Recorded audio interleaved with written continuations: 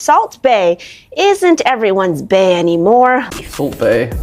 Above my mouth. Yeah. God, I hate that guy. If I find out you did it intentionally, I'll rock your world in a way you have no fucking idea. Say something.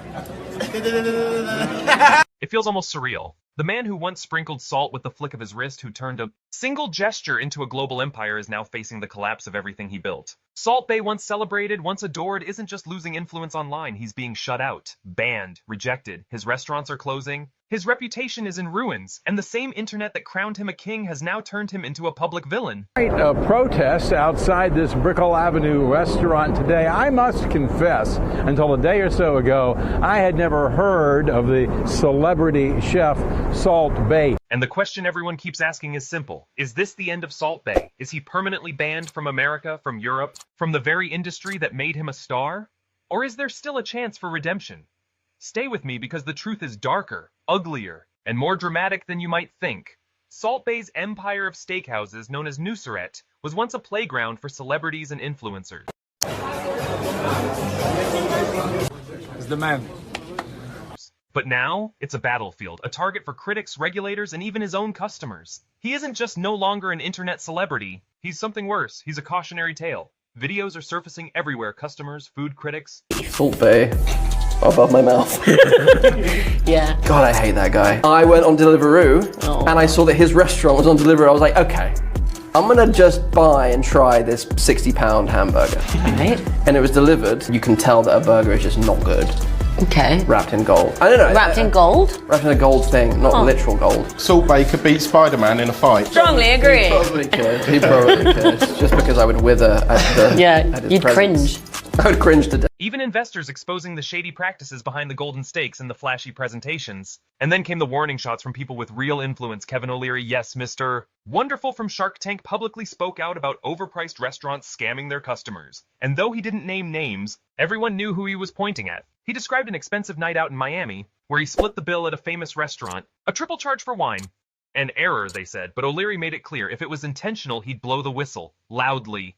The other day, I split the tab at a very famous place here in Miami. I looked at it. I said, wait a second. This is ridiculous. I know the owner very well. Sure enough, there was an error in there. Triple charges for the wine or whatever it was. So I think it was a valid mistake, but I said, no disrespect, but I'm calling you out on it. I want you to go back. I want you to check out, because I had a whole table. I probably had 25 people at this thing. We cleared it out, and I'm still going to go back. We're still friends. But if I find out you did it intentionally, I'll rock your world in a way you have no fucking idea. That's the kind of shadow now hanging over Salt Bae's empire. Because restaurants can't just make up prices as they go. They're legally bound. And Salt Bae? He's been called out for years over sky-high bills and suspicious charges.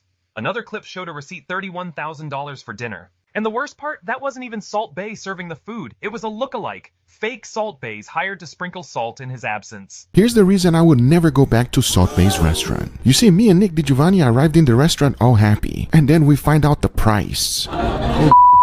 People stopped laughing with him and started laughing at him. And then came the closures. Nusret in Las Vegas shut down. The explanation? A polite statement about focusing on international markets. But everyone knew what that really meant. Vegas is one of the most international markets on Earth. If you can't survive there, maybe you can't survive anywhere.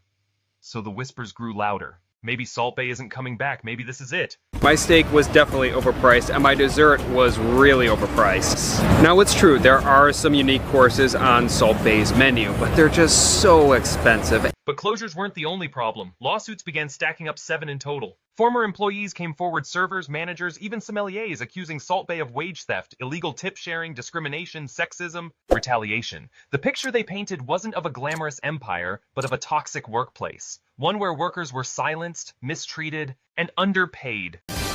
First at 6, the ongoing controversy surrounding the celebrity chef. It wasn't just about overpriced food anymore, it was about ethics, it was about the law. And it dragged Salt Bae even deeper into scandal. Meanwhile, his image was collapsing on the global stage. Do you remember the 2022 World Cup final? Argentina had just won one of the greatest matches in history. The players were crying, holding each other, celebrating the biggest moment of their lives, and then Salt Bae walked onto the field. He touched the World Cup trophy, something strictly forbidden. He grabbed players, pulled them into pictures, interrupted their celebrations. It wasn't his moment, but he forced himself into it. The backlash was immediate. Fans called it disrespectful. FIFA was embarrassed, and soon after, Salt Bae was banned from future World Cup events. It was a turning point. The world saw not a charming chef, but a fame-hungry crasher who didn't know his place. And it didn't stop there. Organizers of major events, Champions League finals, high-profile galas started blacklisting him. Customers began boycotting his restaurants. The same social media that made him famous now ridiculed him endlessly. His name, once associated with luxury, became synonymous with arrogance, greed, and exploitation. Even food critics, some of whom once applauded his showmanship, began dismantling his reputation. One viral clip showed a creator eating at Nusret for $200. They went home, cooked their own, even covered it in $8 gold foil from Amazon and admitted it was no different. That humiliation spread like wildfire. Because if anyone can make the same steak for $8, why spend thousands at Salt Bae's restaurant? The downfall wasn't just financial, it was cultural. Gordon Ramsay himself joked about Salt Bae's act. Other chefs criticized the gold-covered gimmicks. Even ordinary couples posted videos, refusing to let Salt Bae feed them in his signature style, turning what was once iconic into a punchline. His empire began collapsing in real time. Branches in New York closed, Miami closed, some in London, Istanbul, even Dubai shut down. Remember the viral clips of customers calling the police because they refused to pay their bills? Those weren't isolated incidents. They were symptoms of a much bigger problem, customers losing all faith in him. He was once untouchable. A man who didn't just serve steak, he served a performance, a moment, a viral piece of internet culture that turned into global fame. With a flick of the wrist and a pinch of salt falling down his forearm, Nusret Gökçe, better known as Salt Bae, became a legend. The meme wasn't just funny, it was magnetic. He had that rare ability to turn something so simple into something the world couldn't stop watching. But now, Salt Bae stands at a crossroads, and this time it's not just about losing a lawsuit here or getting banned from an event there. It's not just about closing down a few overpriced restaurants, it's something deeper, something far more dangerous for anyone who built their empire on attention.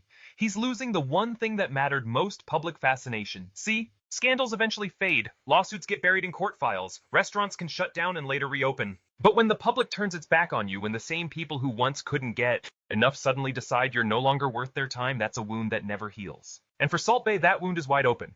It's not just FIFA keeping him away from the pitch. It's not just critics laughing at his golden steaks. It's not just customers refusing to pay thousands for a mediocre dining experience. No, the truth is far harsher. He's been rejected by culture itself. Think about it. His appearances at big events, once welcomed as a spectacle, are now seen as intrusions. His restaurants, once filled with influencers eager for that Instagram moment, now face boycotts and ridicule. His brand, the theatrical sprinkle of salt, the meme that built his empire, has run its course. The joke isn't funny anymore. The performance feels tired. Salt Bae isn't just banned from stadiums or award shows, he's banned in people's hearts. And that is a sentence far more permanent than any government order.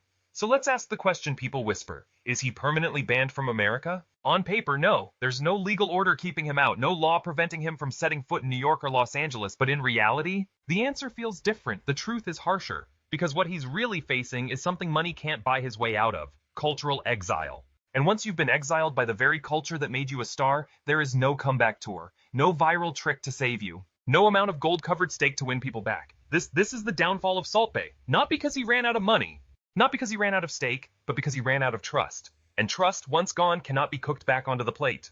It cannot be sprinkled back onto a dish.